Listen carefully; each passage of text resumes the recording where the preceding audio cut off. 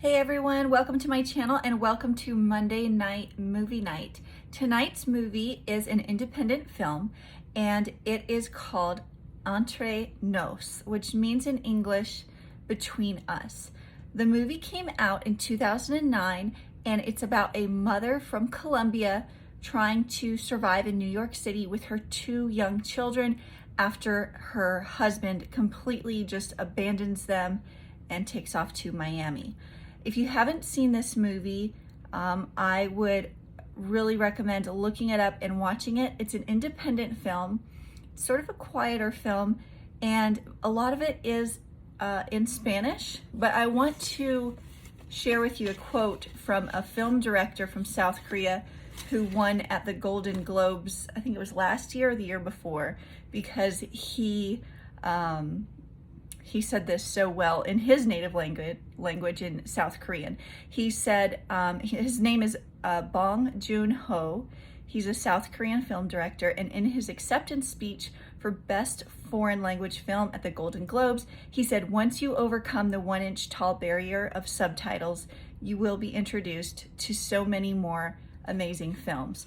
And this is one of those amazing films. It is, it takes place in New York City. Okay, it came out in 2009. And I also want to say it won so many awards as an independent film. It won several awards, including one at the Tribeca Film Festival. So that's a pretty big achievement.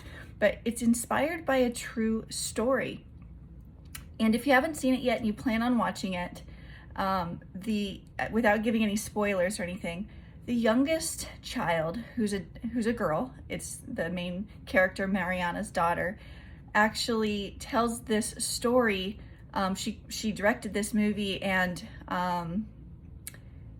she tells it after she had, as an adult, talked to her mother more about what was going on at that time in their lives, and is able to tell it through this film. It's really heartfelt, it's beautiful, and it really represents how immigrants have to adapt and overcome in the United States. And so I want to get into some of those different ways in which immigrants adapt and overcome. But first, snacks. For this movie, chips.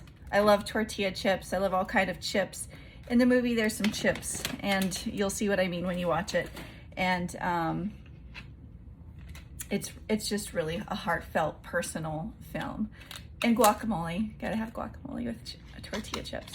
Okay, so let's get into it. So Mariana is from Colombia. She's new to New York City. She comes with her husband to the United States and their two young children. They don't really get into their immigration status or how they came. There's not a whole lot of information there, but they're definitely a small, close family who has traveled a long, long way from Colombia to New York City. And the husband is working. He is the provider for the family when he gets a new job in Miami, and he pretty much just bolts. He leaves Mariana in New York City with their two children. And so she's got to find a way to survive financially and emotionally. And so some of the things that we see come out in this film that I see immigrants struggle with as an immigration attorney are the language barrier first, because she speaks little to no English, and then just the vulnerability of immigrants in a new environment and trying to figure out who can they trust anyone, and just trying to make it, trying to survive. This is really a story about survival. Again, it's kind of on the quiet side, but it's definitely worth watching. All right, so the first thing I want to speak about, because her husband abandoned her and she's trying to survive with these two children. She doesn't have work. She's trying to find a way to just make some money through all the misfortune that she goes through with these children, including being evicted, is terrible. And as a mother, it was really something that pulled at me emotionally, seeing somebody else as a mom with two young children and trying to just take care of your kids and provide them a safe and happy home and a life. And so we see that in the movie. And one thing I just want to say on the side here, for any immigrants in a situation where you come to the United States, you have a plan, you have a certain ideal or dream of what it's going to be like, how you're going to live, and things don't work out as planned. Like for Mariana, she expected to have this family life with her husband in this new place, and that's not what happened.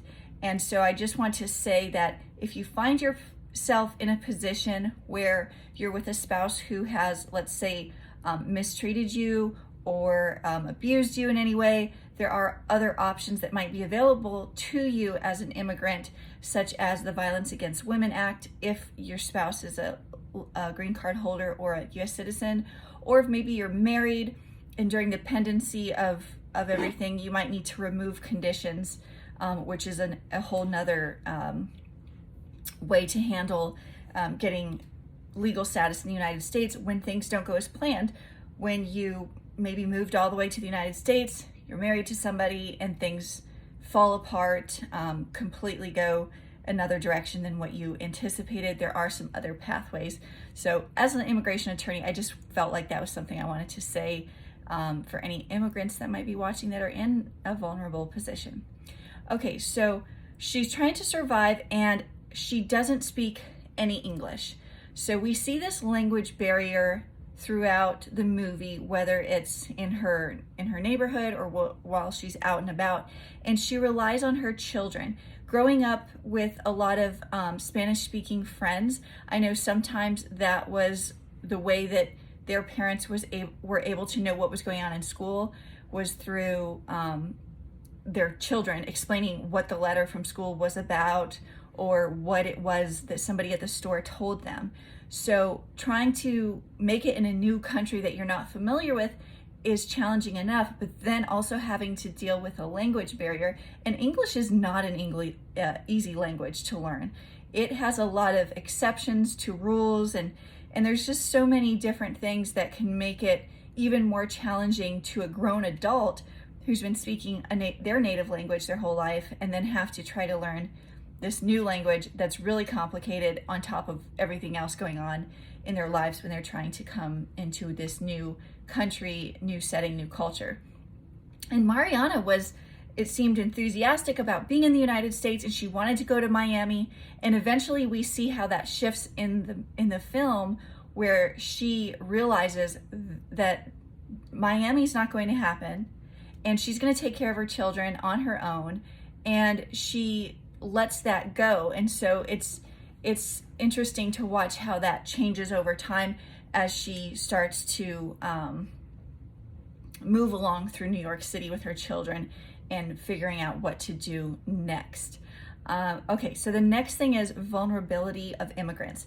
There are a few other characters along the way that Mariana is interacting with. And at first, as an audience, we don't know if the person she's interacting with is somebody who is a generally good person or trustworthy or is actually trying to deceive her or trick her.